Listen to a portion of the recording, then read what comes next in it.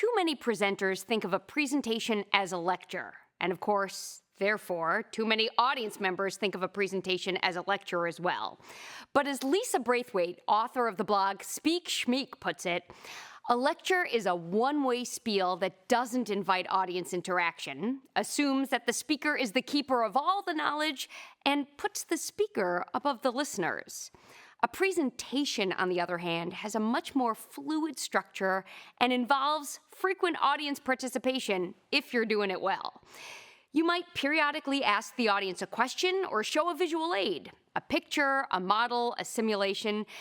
These things will spur the audience's interest and really involve and engage them in the presentation. This makes them active participants, partners, if you will, rather than passive receivers of information. One way to think about this is to imagine reading a classic children's book to a group of youngsters. You could simply read the book out loud while the children listen passively, lecture mode, or you could pause periodically to ask a question.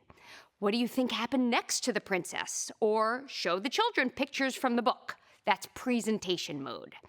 Here are 7 ways to involve the audience in your presentation to really create a partnership. Number 1. Ask questions. They could be questions that call for a response. They could be questions that ask people to raise their hand. They could even be rhetorical questions that don't call for a response. But anytime you ask the audience questions, they will start to generate answers in their head, all of a sudden becoming your partners rather than just your listeners. Number 2, use a parking lot. Chances are your audience members are going to ask you questions or bring up topics that you might not be able to get to or get to right now. But you don't want to ignore their contributions. What you're trying to do is to positively reinforce their involvement in your presentation. So create a parking lot, which is nothing more complicated than a piece of flip chart paper or a whiteboard that you label parking lot, and you park there all of the topics that you are not getting to now or maybe won't even be able to get to today.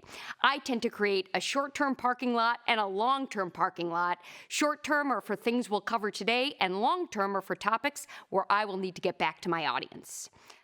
Number 3, check for understanding frequently.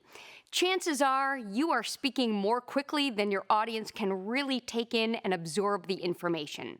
So in addition to pausing, you'll actually want to check for understanding.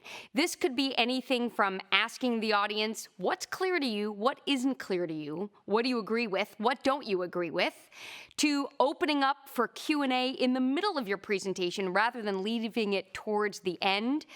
Maybe even creating a quiz, which is our 4th point. You might want to create a quiz or a game.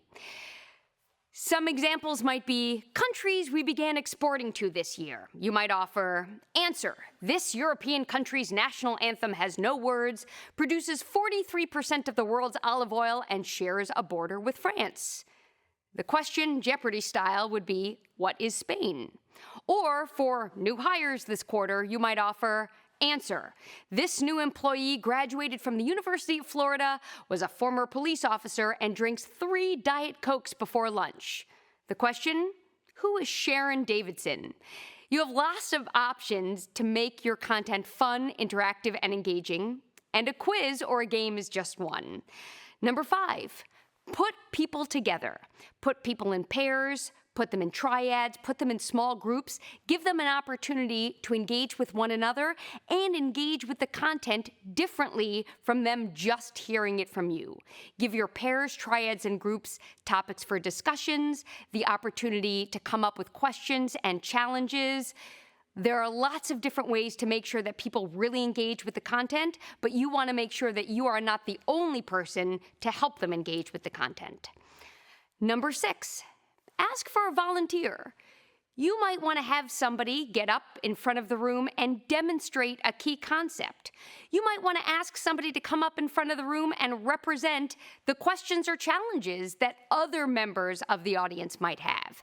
Ask somebody to come and participate with you. It's a wonderful way to create a bridge between you and the audience by having a representative of the audience come be up front with you.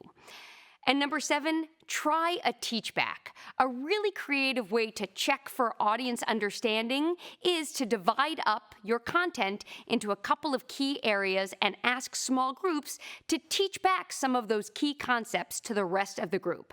And that way you will really know whether they understand and whether they have really engaged with you and the content.